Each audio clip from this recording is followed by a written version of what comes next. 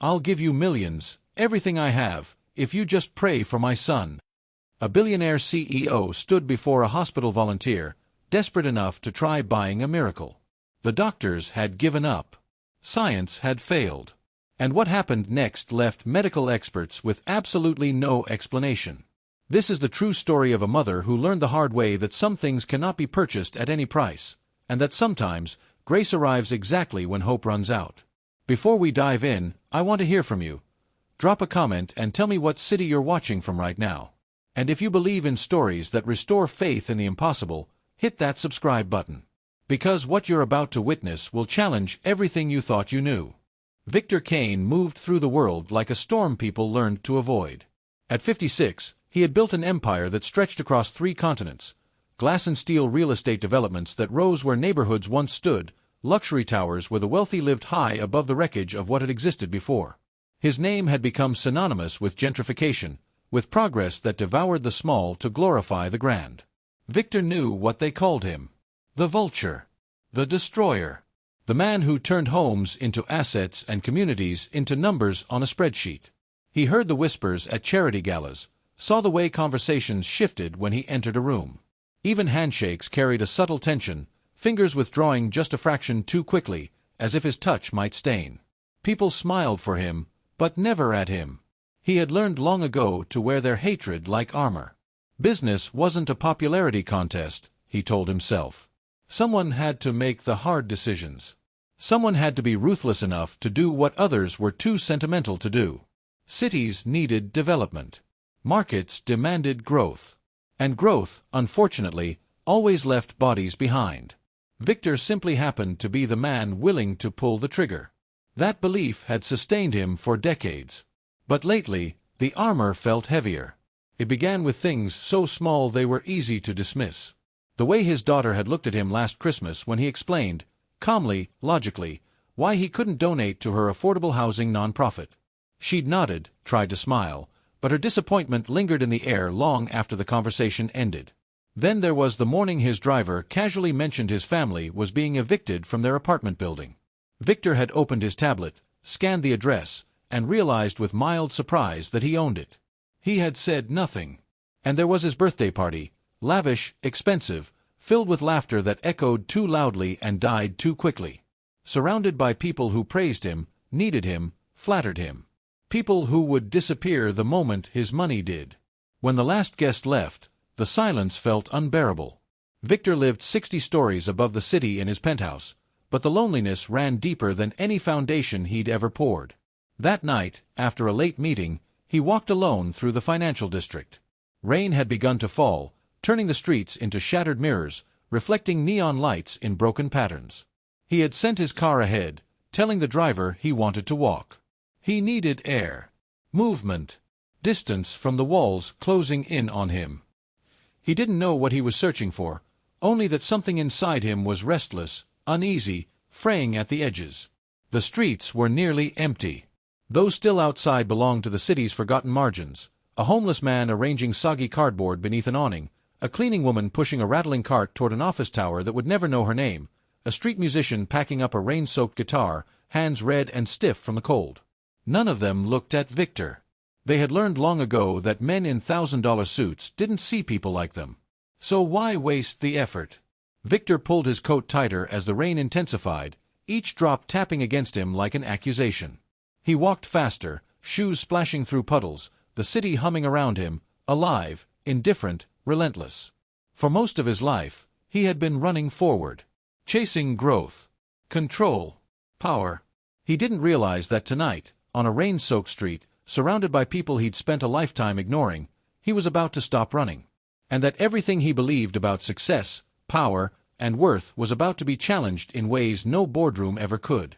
The small diner appeared suddenly, wedged between a closed pharmacy and a payday loan office whose flickering sign buzzed like an insect trapped in glass. Victor had passed this corner 1,000 times without noticing it, a narrow strip of warmth carved into the gray evening, the kind of place that existed in the margins between his world and everyone else's. He couldn't say why he pushed open the door. Maybe it was the rain soaking through his coat. Maybe the cold creeping into his bones. Or maybe it was something deeper, a quiet pull he didn't yet have language for, a sense that if he kept walking, something inside him would fracture beyond repair. A bell chimed overhead as he stepped inside.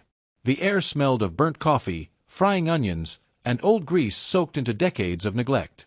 Cracked vinyl booths lined the walls, patched with duct tape in places.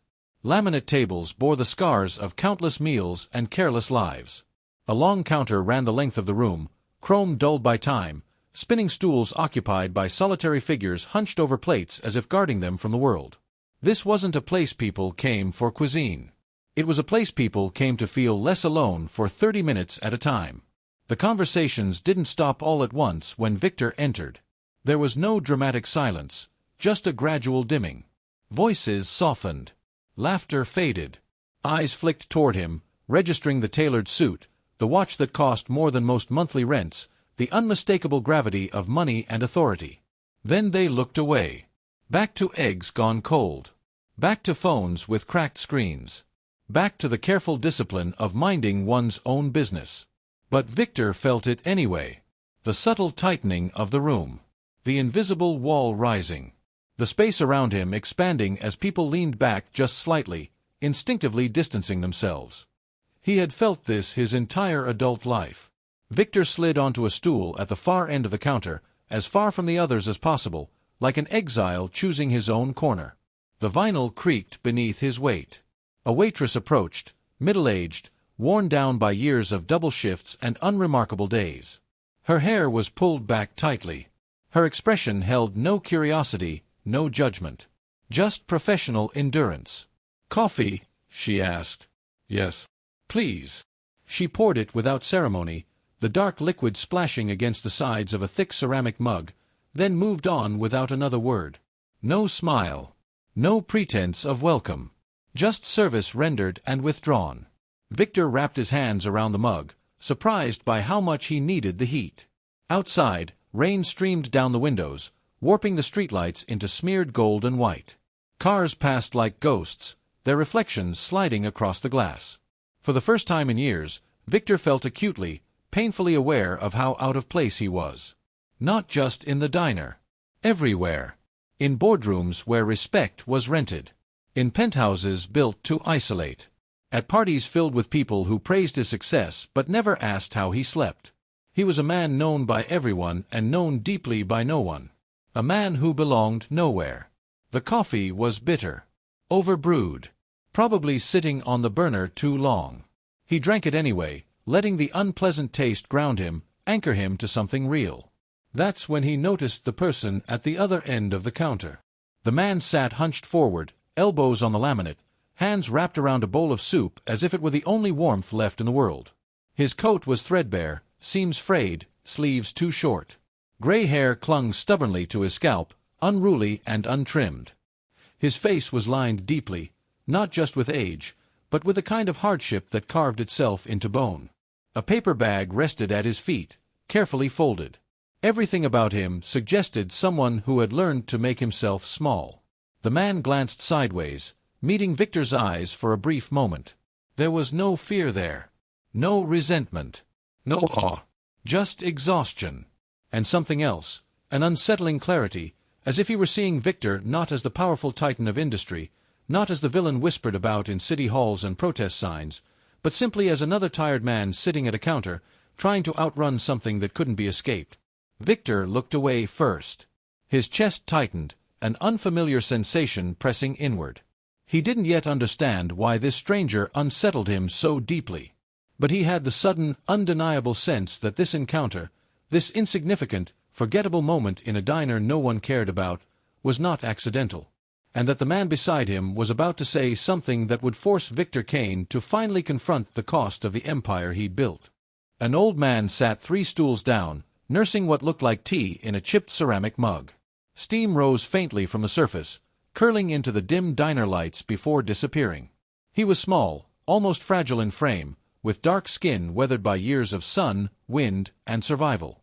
His hands trembled slightly as they cradled the cup, not from weakness exactly, but from age and wear, like something precious that had been held together through sheer persistence.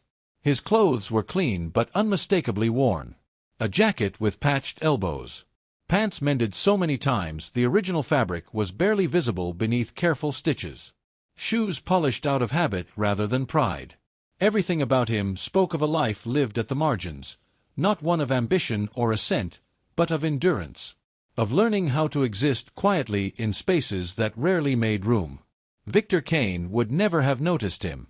Men like Victor didn't see men like this. Not out of cruelty, but out of conditioning.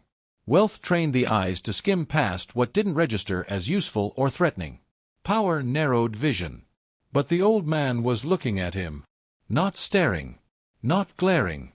Just looking. His eyes were dark and steady, carrying a depth that made Victor's chest tighten before he understood why. Victor had grown used to being looked at with specific intentions. Fear from tenants who knew his name, anger from protesters who cursed it, calculation from investors who weighed his value in margins and leverage. Sometimes admiration. Often resentment. Always something sharp. But this was different. This man's gaze held none of those things. No judgment. No reverence. No curiosity sharpened by hunger or resentment. Instead, there was a quiet attentiveness, as if the old man were witnessing something rather than evaluating it. As if he were seeing past the tailored suit, past the carefully constructed reputation, past the headlines and whispered nicknames, and into something Victor had kept buried for decades. Victor felt exposed. He looked away first. His throat tightened as he lifted the mug, pretending sudden interest in the coffee. The counter's laminate was scratched and stained. He traced one groove with his eyes as if it might anchor him. But even without looking, he could still feel it, that presence 3 stools away. That steady awareness. It prickled along his skin, stirring an unfamiliar vulnerability he had no defense against. Minutes passed. The diner continued breathing around them. The grill hissed softly. A spoon clinked against porcelain. Somewhere, a booth creaked as someone shifted their weight. Life, mundane and unremarkable, carried on. Victor told himself it meant nothing. That he was tired. That the day had been long. That loneliness could make a man imagine meaning where none existed. But eventually, he couldn't resist. He glanced back. The old man was still watching. And when their eyes met again, something passed between them, something wordless and unsettling. The man's expression didn't change. No smile softened his face. No nod acknowledged Victor's glance. Nothing that could be called an invitation. Yet there was an openness there. A complete absence of hardness. Victor's grip tightened around the mug until his knuckles paled. Instinct screamed at him to retreat, to look away, to rebuild the walls, to reclaim the armor he wore so effortlessly everywhere else. But something held him still. Some quiet, aching part of him, buried beneath decades of acquisition and control, recognized this moment as rare, as dangerous, as necessary. It had been years since anyone had looked at him like this. Not as a force. Not as a villain. Not as a transaction. Just as a man. The realization hit him with unexpected force. Victor's chest constricted, breath catching slightly as something loosened inside, a pressure he hadn't known was there because it had been present for so long. The old man's eyes held no hatred. That was what shattered him. No blame for the buildings demolished. No anger for the families displaced. No bitterness for the wealth hoarded while others scraped by. Just quiet recognition. Victor swallowed hard, suddenly aware of how tired he was. Not physically, but spiritually. Tired of being feared. Tired of being resented. Tired of being untouchable. And as he sat there, in that forgotten diner between a payday loan office and a closed pharmacy, Victor Kane felt something he hadn't felt in decades. Seen. Not excused. Not absolved. But seen, fully and without hatred. And he knew, with a certainty that unsettled him, that whatever came next, whatever words this old man might speak or withhold, would change him. Because hatred he understood. But grace. Grace terrified him. Victor didn't realize he was crying until a tear fell into his coffee, breaking the dark surface into small, trembling ripples. He stared at the cup, momentarily confused by the distortion, before blinking hard. Another tear followed. Then another. Startled, he raised a hand to his face. His fingers came away wet. He froze. When was the last time he had cried? Years ago. No, longer than that. Decades, maybe. Not at his mother's funeral, where he'd stood rigid in a black suit, accepting condolences like a man accepting a business loss. Not when his first marriage collapsed under the weight of his ambition. Not even when his daughter, voice tight and wounded, had stopped calling him Dad and started calling him Victor, as if reducing him to a name could create the emotional distance she needed to survive loving him. That single word had hurt more than any accusation. And still, he hadn't cried. He'd built his walls too well. Layer upon layer of justification. Of rationalization. Of carefully engineered numbness. He told himself that being hated was simply the cost of success. That loneliness was the tax powerful men paid. That warmth was for people without vision. That acceptance was unnecessary when you had control. He told himself he didn't need to be loved. But now, under the quiet gaze of a stranger who owned nothing, who held no power, who existed completely outside the machinery of Victor Kane's world, those walls felt thin, brittle, terrifyingly fragile. The old man set his tea down carefully, as if not to disturb the moment. The chipped mug clicked softly against the counter. Then, with deliberate slowness, he stood. Victor watched him move closer, heart pounding with something he couldn't identify. Fear, maybe. Or hope. Or the dangerous space where the two overlapped. What was happening? The man walked down the counter and took the stool beside him. Not close enough to invade his space. Not far enough to feel distant. Just there. Victor could see him clearly now. The deep lines carved into his face by years of weather and worry. The dignity in his posture, unbroken despite hardship. The kindness in his eyes, eyes that carried pain without being consumed by it. They sat in silence. The old man didn't rush to fill it. Didn't offer comfort or condemnation. Didn't explain himself or demand anything. He simply sat, present, witnessing. And something inside Victor, something frozen solid for decades, began to crack. Not violently. Not all at once. But like ice breaking at the end of winter, slow and inevitable, making room for movement again. "You don't know who I am," Victor whispered. His voice sounded wrong, raw, unguarded, stripped of authority. The old man waited a moment before answering. When he spoke, his voice was soft, accented, shaped by years of choosing words carefully because words had consequences. "I know who you are." Victor's breath caught painfully in his chest. "Then you should hate me," he said, barely audible. "Everyone does." The old man didn't contradict him immediately. "I know what you've done," he said gently. "I lived in the Warren Street building. Before it was sold. Before it became luxury apartments." He paused, eyes steady. "I lost my home because of your company."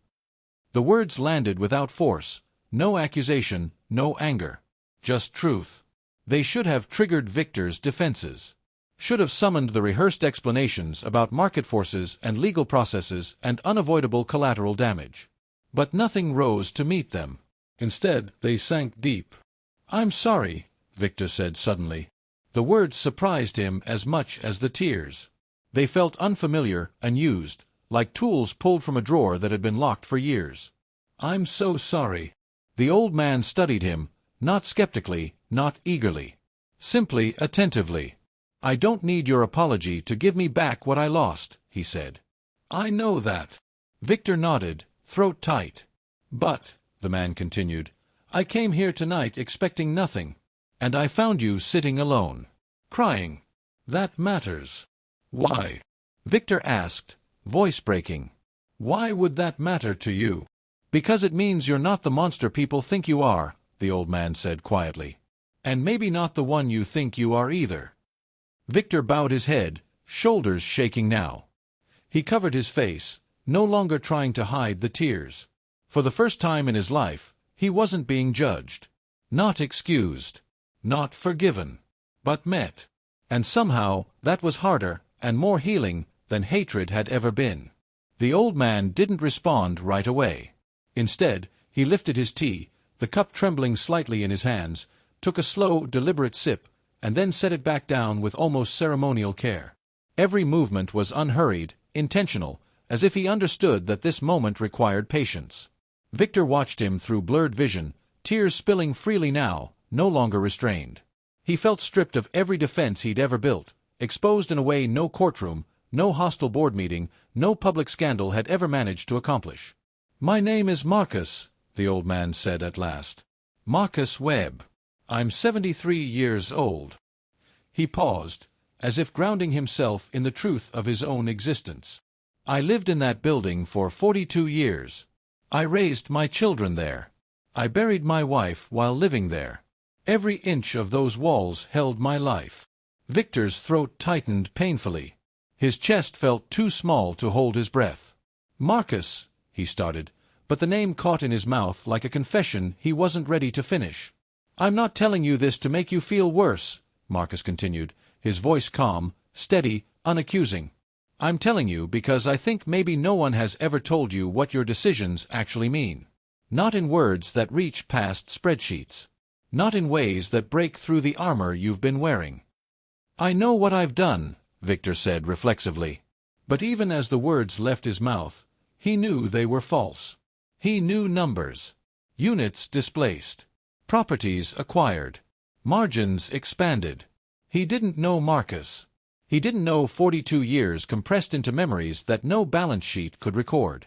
He didn't know a life reduced to a relocation package and a line item marked resolved. "Do you?" Marcus asked quietly. Victor had no answer.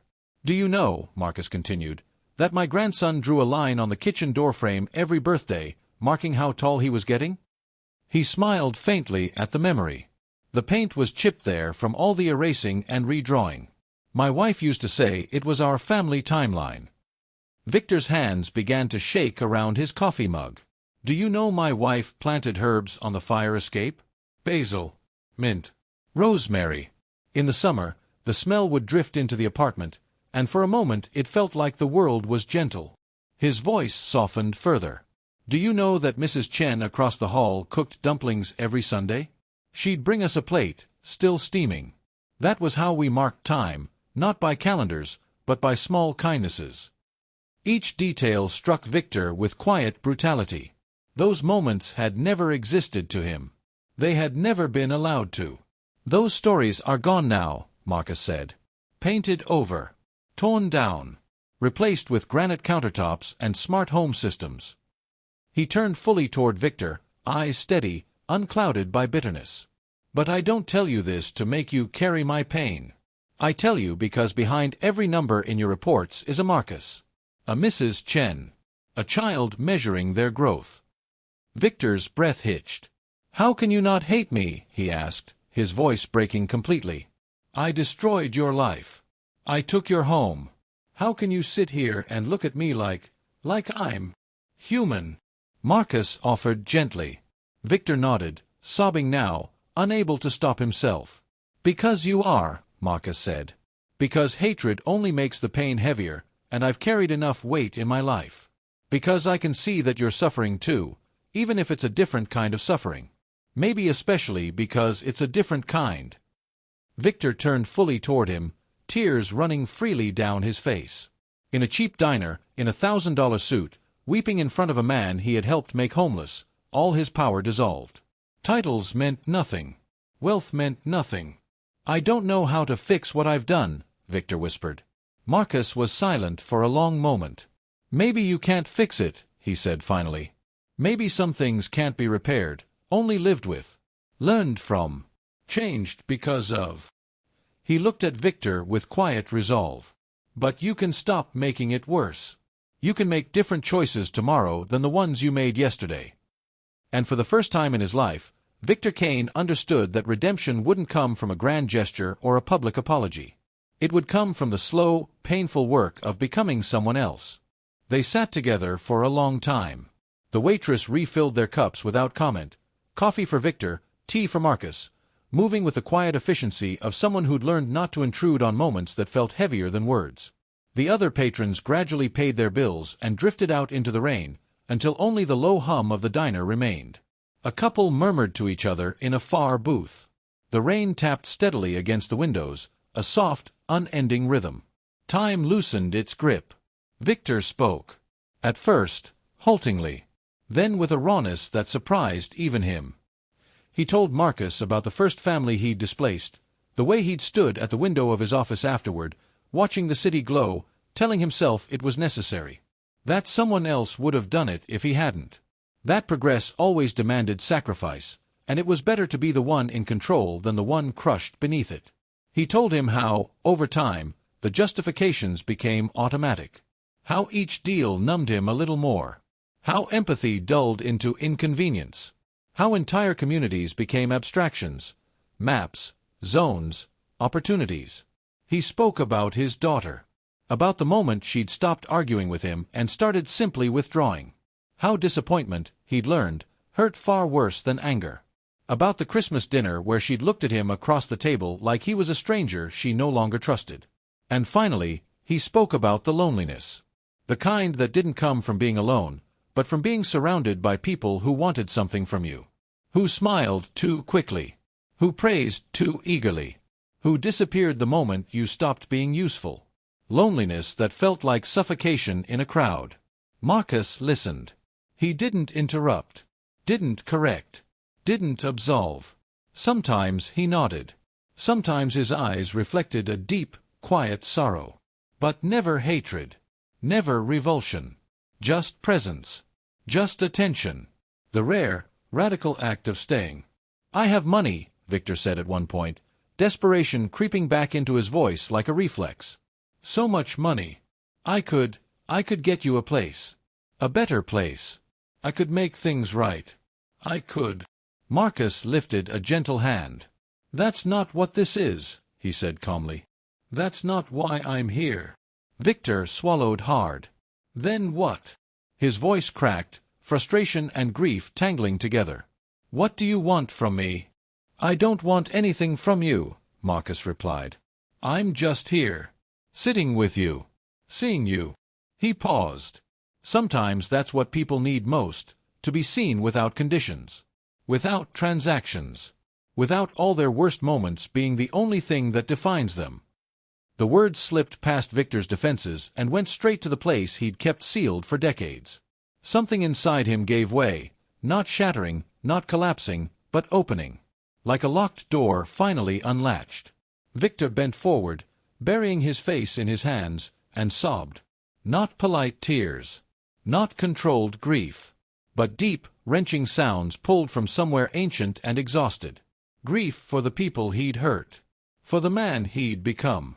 For the life he'd built that looked powerful from the outside and felt empty within.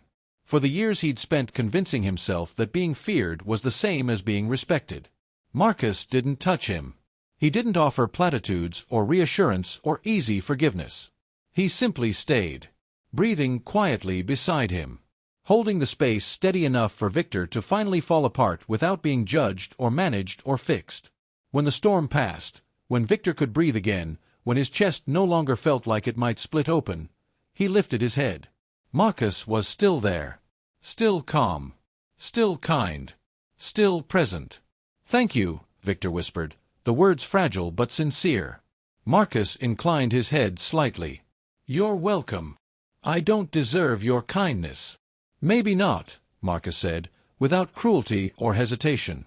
"But I'm giving it anyway. Not because you deserve it, but because I choose to."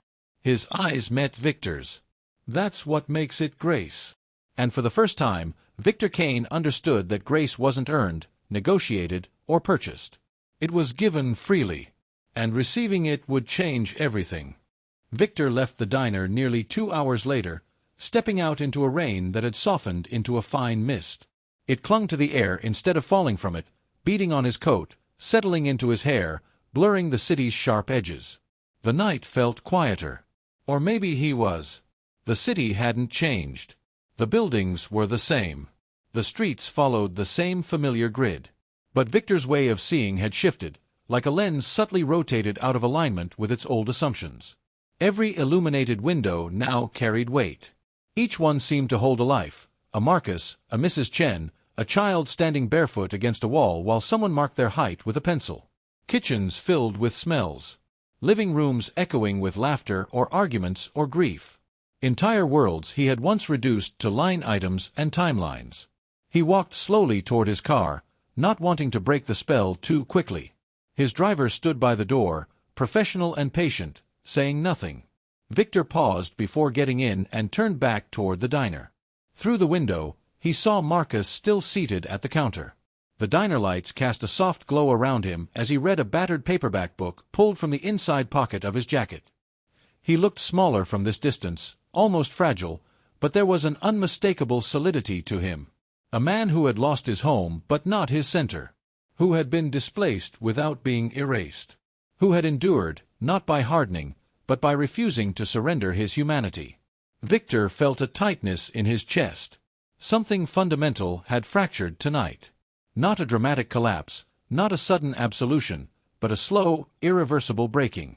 The armor he'd spent decades forging, made of rationalizations, inevitabilities, economic logic, and carefully curated indifference, had split open.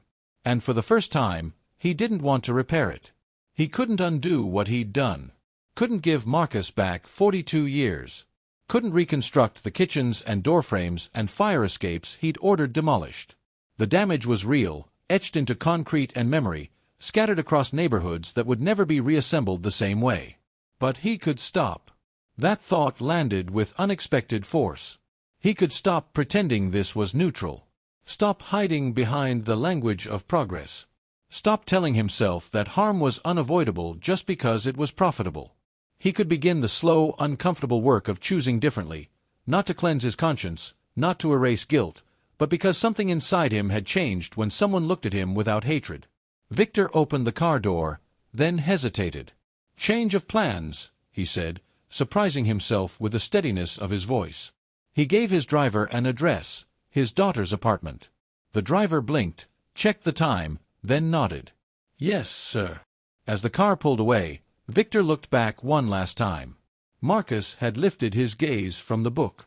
Their eyes met through the diner window and the thinning mist. Marcus raised one hand, not a wave, not a blessing, not forgiveness. Just recognition. A simple acknowledgement of shared humanity. Of a moment that mattered. Victor raised his hand in return. The rain had stopped entirely now. The streets gleamed under the streetlights, reflections stretching like uncertain paths forward. The city felt exposed, vulnerable, alive. Victor Kane, feared developer, ruthless negotiator, the man who'd learned to win at the expense of others, rode through the night toward his daughter's door carrying no grand plan, no speech rehearsed in advance. Only the truth of what he'd done. And the fragile, unfamiliar hope that tomorrow didn't have to repeat yesterday. He didn't have answers. Didn't have solutions. Didn't have redemption. But he had something else. The memory of being seen without hatred. And the quiet understanding that something essential inside him had finally broken open, not in ruin, but in readiness. It wasn't salvation. Not yet. Maybe never. But it was a beginning. And sometimes, a beginning is everything.